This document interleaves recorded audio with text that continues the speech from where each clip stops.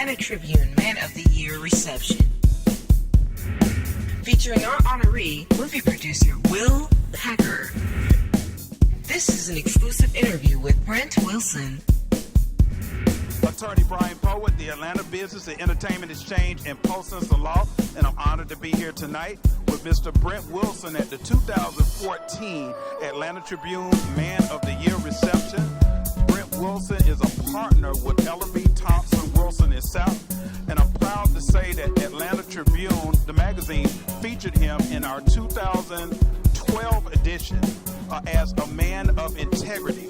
And I'm also proud to announce that Brent Wilson just last month was announced as one of the top 100 attorneys by the Super Lawyers magazine, top 100 in the entire state of Georgia. So congratulations on that honor. Thank you, Brian. I appreciate that. How do you feel about tonight's event and the honorees? Absolutely a wonderful event. The honorees have distinguished themselves in terms of their professional careers, and on top of that, they're all very, very great guys. So it's been a very, very nice evening. Excellent.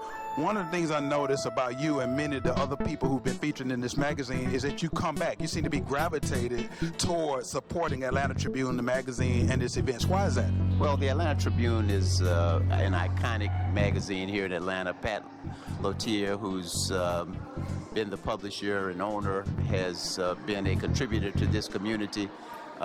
You feel an obligation to support her and the magazine because it is definitely one of the most influential magazines in the community, and from the standpoint of the black community, you know, it provides each and every one of us with opportunities and information that we can't get from anywhere else.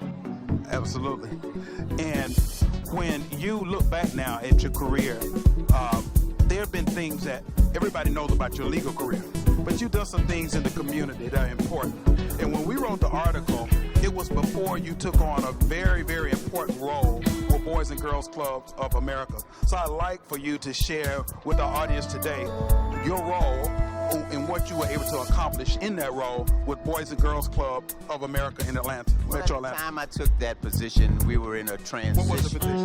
Well, it was chairman of the board, and it was a transitional period because we were going through some significant changes in terms of our leadership.